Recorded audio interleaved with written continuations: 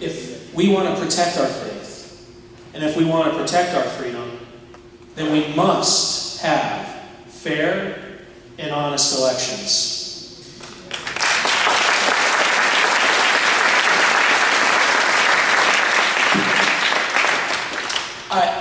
Fair and honest elections are the bedrock of what we are. You know, all of us have family, and many of you have served in the military and fought to give us that freedom and to protect that freedom. And we honor those veterans who have served in the past and who continue to serve. But we have a lot of fighting to do here at home. And what I mean by that is we have to make sure that we have fair and honest elections. And, you know, if you have to show an ID before you get on an airplane, if you have to show an ID before you open a checking account, and for those of you who like adult beverages, if you have to show an ID to participate in an adult beverage, you should have to show an ID when you vote.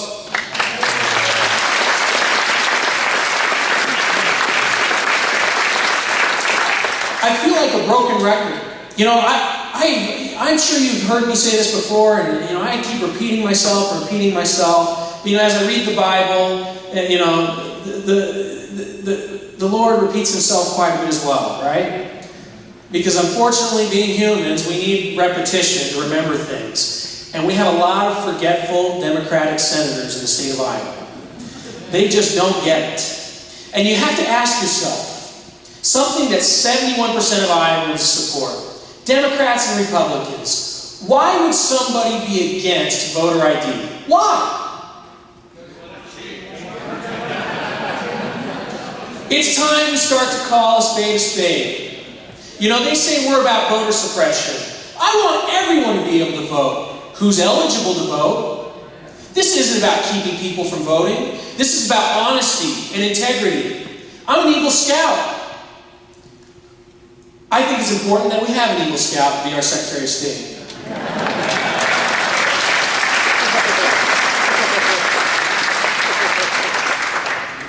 You know, these people, it just blows my mind. I just can't get over it, that they think that non-citizens should be able to vote. I mean, what planet are we living on? They wouldn't let us vote in their country. You know, I was at a True to Vote conference, a summit this weekend. I had the pleasure of being able to speak in Houston. And while I was at the summit, they actually brought the Mexican counterpart who's over elections to talk about elections in Mexico. I'm telling you, if we could have a Mexican voter ID, I would be the happiest guy in the world. I mean, they care about integrity. They care about integrity. Every Latin American country requires an ID to vote. But they call me a racist. I mean, you know when they start throwing these terms out and start calling you names, you know, they don't have anything to stand on. You know, I served a mission for my church for 2 years in the country of Argentina. I speak Spanish fluently. My wife is Latina. I love Latino people. This has nothing to do with race. This is about integrity.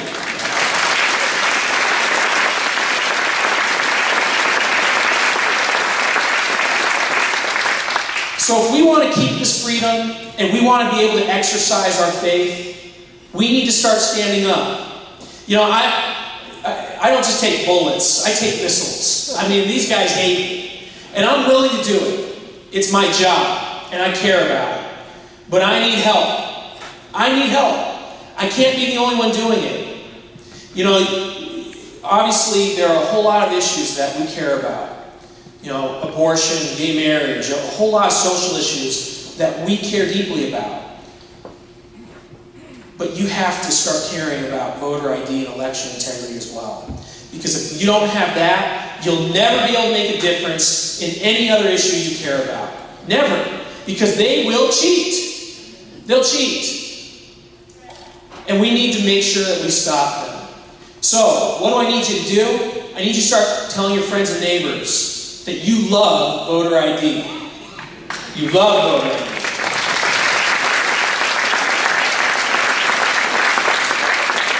I need you to support our state senators and state representatives and help them.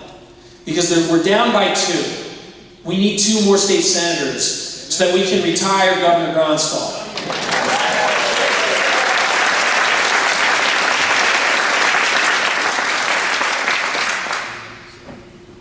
And you just need to open your mouths. You just need to open your mouths. They think that they can beat me. They've got a political hack who's not even from Iowa, he's from Chicago, who decided early he wanted to run for Secretary of State. He's got a lot of money because he comes from a wealthy family, and he's already had three DC fundraisers with George Soros. Now, are we going to let those kind of people run our elections? No. So, you do a great work, and I've seen it. I've seen you support these state Senate candidates and state representatives, and I'm asking you to support me in this effort, because it may be the most important thing we do in this election, to make sure that we have honesty and integrity. So please, get out, go on Facebook, those of you who love Facebook. Go out on Facebook and tell your friends. Go out on Twitter. Spread the message. Because we're here to protect our faith and our freedom. And we'll do it at the voting box. Thank you so much.